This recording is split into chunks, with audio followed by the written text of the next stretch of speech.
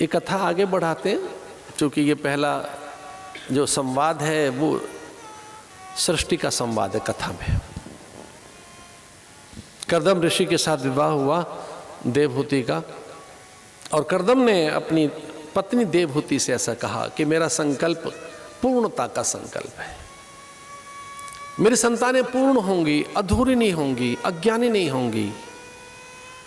हमें ऐसे व्रत नियम उपवास करने होंगे, हमें इस तरह से रचना करनी होगी, उत्तम कोटि की संतानें हम पैदा करेंगे।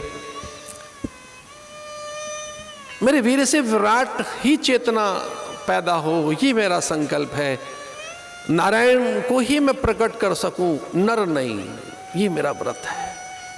तो जिस दिन मैं नारायण को प्रकट कर सका, मैं ब्रह्म को आविर्भूत कर सका, उससे संवाद कर उससे ज्ञान ले सका, तो मैं सन्यास ले लूंगा।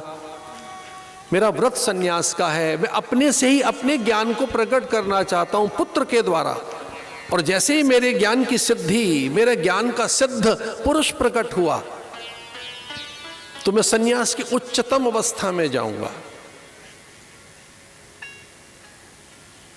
देवहूति समझ गई थी कि जैसे ही पुत्र होगा तो वो समर्थ पुरुष होगा, तो हमारे यहाँ पहला पुत्र क्यों हो, हमारे यहाँ कन्याएं हों, तो मेरा पति सन्यासी न बने।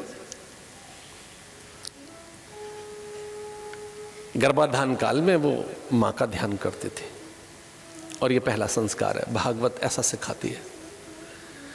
हमारे यहाँ 16 संस्कारों की चर्चा है।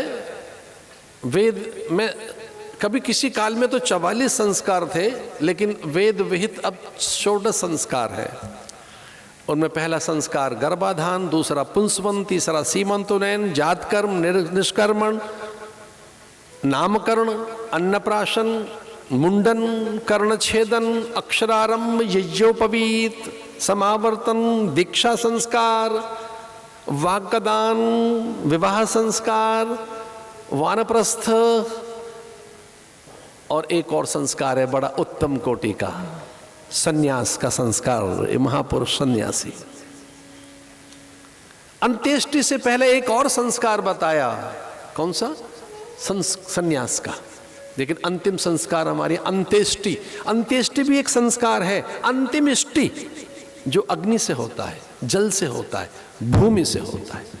ऐसा नहीं केवल अग्नि से ही होगा वो संस्कार, जल से भी होता है। हमारे महापुरुषों को जल प्रवाह किया जाता है। ऐसा नहीं है कि वो जल में ही होगा, वो भूमि में भी हो सकता है। हमारे महापुरुषों को भू समाधि दी जाती है, क्योंकि उनके संकल्प है ओम भू संन्यस्तम मया, भवः संन्यस्तम मया, स्वः संन्यस्तम मया, सर्वम संन्यस्तम मया।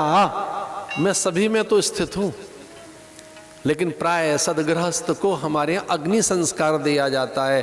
अंत्येष्टि का अर्थ है कि पहले ऐसे कुछ मंत्रों से अग्नि के का आह्वान किया जाएगा, पंचअग्नि पैदा की जाएगी, पंच आहुति दी जाएंगी, पंचाहुति पंचाग्नि पैदा करके थोड़ी सी अग्नि लेकर फिर दाह संस्कार किया जाता है। ये अंतिम संस्कार है। उससे पहले सन्यास है, वानप्रस्थ है, लेकिन सबसे पहला संस्कार गर्भाधान संस्कार है, और उसकी विशद व्याख्या संयोग से हमारे यहाँ को एक ऐसे विद्वान आज आए हुए हैं कथा में, उनके माध्यम से ये संस्कारों पर प्रयोग हो रहा है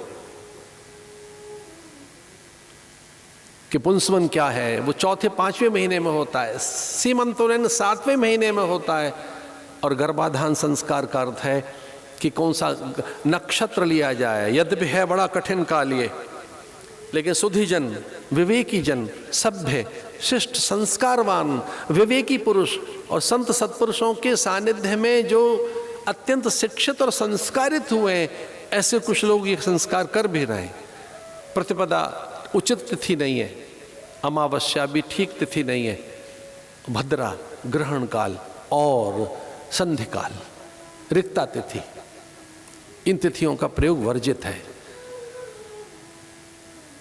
पराम्बा का ध्यान करते हुए उन्होंने एक सर्वसमर्थ स्त्री का आह्वान किया, और उससे अनसुईया प्रकट हुई, जो दत्त की जननी बनी, भगवान दत्त की, जो ब्रह्मा विष्णु महेश को अपने गर्भ में एकीकृत कर सकी। इतनी सामर्थ्य की स्त्री, इसलिए से कमजोर मत करो। मुझे एक विनय पूर्वक बात कहनी है और क्षमा मांगते हुए बात कहनी है। स्त्री को कमजोर पुरुष ने नहीं किया है, स्त्री नहीं किया है। बहुत कमजोर कर दिया, उसे दूर कर दिया, छुपाने के लिए, समझाने के लिए नहीं। उसे तुम ऐसा नहीं करोगी। दोनों मिलकर इसे ताकतवर बनाएं, सशक्तिकरण करें इसका। आज संयोग से भारत की पहली शिक्षिका का दिन है, सावित्रीबाई फूले का दिन है आज का, जो पहली अध्यापिका थी। आज का दिन निकली पुस्तक लेकर, निकली वो पढ़ाने के लिए, पढ़ने के लिए। आगे बढ़ाओ। पढ़ा रहे हैं बेटों को, पढ़ गई हैं बेटियां। ठेल रहे हैं बेटों को, पहाड़ चढ़ गई हैं बेटियां। ठेल रहे हैं बेटों को, पहाड़ चढ़ गई हैं बेटियां। पढ़ा रहे हैं बेटों को, पढ़ गई हैं बेटियां। ये पुत्रियों के लिए पहली कथा के कपाट ऐसे खुले। आकुति प्रसूति की कथा इसमें आती है। प्रसूति सती की मां थी, शिव उनके दामाद बने। यज्ञ और दक्षिणा का जन्म हुआ। यज्ञ इतनी बड़ी विधा, यज्ञ वह विष्णु। अभी तक भी इस पूरी धरती पर पश्चिम में झांक कर देखो, यज्ञ कोई जानता नहीं, यज्ञ कोई पहचानता नहीं। वो बड़े धनी होंगे, भौतिकी उत्कर्ष उनका हतप्रभ कर देने वाला होगा, उनके पास अन्य और साधनों की प्रचुरता होगी, पर वेद ज्ञान से, यज्ञ से वो विमुख हैं। क्योंकि यज्ञ में देने की बात है, इसलिए पूरा पश्चिम इस विश्व को बाजार मानता है। कोई मुझसे पूछे कि पश्चिम की दृष्टि में, पश्चिमात्य दृष्टि में पूरा ये संसार है क्या, तो पश्चिम की दृष्टि में पूरा संसार एक बाजार है और कुछ नहीं। और भारत की दृष्टि में संसार एक परिवार है और कुछ नहीं, जिसमें इदन्नमम की भावना है। ओम प्राणाय स्वाहा इदम प्राणाय इदन्नमम, अग्नये स्वाहा इदम अग्नये इदन्नमम, प्रजापतये स्वाहा इदम प्रजापतये इदन्नमम। जिसमें अन्यों के अधिकार, अन्यों के अंश, अन्यों का भाग, दूसरों के हिस्से, इसे यज्ञ कहते हैं। दूसरी बेटी से यज्ञ का जन्म हुआ, यज्ञ विधा। धरती पर यज्ञ कैसे आए? आप पूछ रहे हो बेटी आएंगी तो क्या करेंगी? एक बेटी ने यज्ञ करना सिखा दिया। पूरी धरती पर लोगों को यज्ञ करो, तो जिसने यज्ञ करना सिखाया उसी को यज्ञ मंडपम से बाहर कर दिया। तू निकल, स्त्री नहीं करेगी, आहुति नहीं देगी। भाई धन्य है आप। रोमा, रोमसा, घोषा, अपाला, सावित्री, सूर्या, ये ऋषिकाएं नहीं है। इन ऋषिकाओं ने ज्ञान दिया, ये वेद मंत्र जागृत किए हैं इन्होंने। इतना दूर मत धकेलो उनसे। रोमसा, घोषा, अपाला, वो कहती रही है जगो जगो जगो। आओ भागवत की एक नई बात बताएं आपको। स्त्री को पता है क्या कहा है? जो जीव को जगाती है उसका नाम है स्त्री। और जागरण मंत्र से होता है।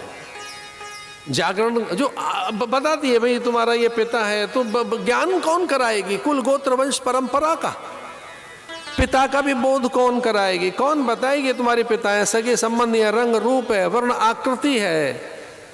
माई तो बताती है। को जागरी कौन जग रहा है? ऐसे दीप लेकर घर घर देहरी द्वार द्वार वो घोष करती रही है। उन्हें घोषा कहा। वो अपाला है, वो रोमसा है, वो सूर्या, सावित्री है। इस प्रकार के उनके नाम हैं।